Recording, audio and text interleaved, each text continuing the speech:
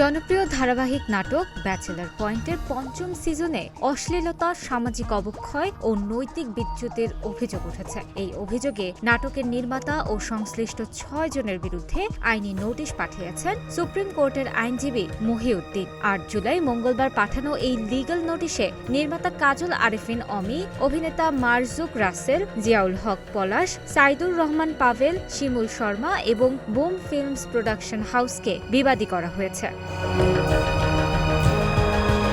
নোটিশে অভিযোগ করা হয়েছে, ব্যাচেলর পয়েন্ট সিজন ৫ এর ১ থেকে ৮ পর্বে এমন বহু সংলাপ রয়েছে যা অশ্লীল, ডাবল মিনিং এবং তরুণ সমাজের ওপর নেতিবাচক প্রভাব ফেলছে। বিশেষ করে ডেট ১৯-২০, টাকা হলে সীসা খেতে পারতাম, বাঙালি পোশাক লুঙ্গি, ফিমেল কিডনি দই ইত্যাদি সংলাপগুলোর উল্লেখ করে দাবি করা হয়েছে এসব সামাজিক শালীনতা ও পারিবারিক রুচির পরিপন্থী, এমনকি নারী অবমাননাকর।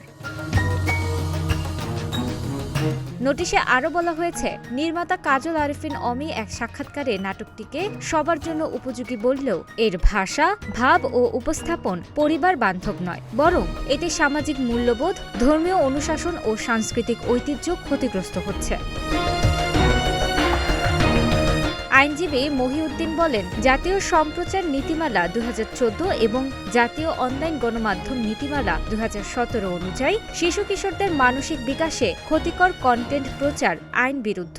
অথচ এই নাটকের সংলাপ ও ক্লিপগুলো সামাজিক মাধ্যমে ভাইরাল হয়ে যাচ্ছে এবং কিশোরদের ভাষা ও আচরণে নেতিবাচক প্রভাব ফেলছে। নোটিশে ৭ কার্যদিবসের মধ্যে বিতর্কিত সংলাপ ও ভিডিও অনলাইন প্ল্যাটফর্ম থেকে সরিয়ে নেওয়ার আহ্বান জানানো হয়েছে। অন্যথায় আইনি ব্যবস্থা নেওয়া হবে বলে হুঁশিয়ারি দেন আইনজীবী মহিউদ্দিন।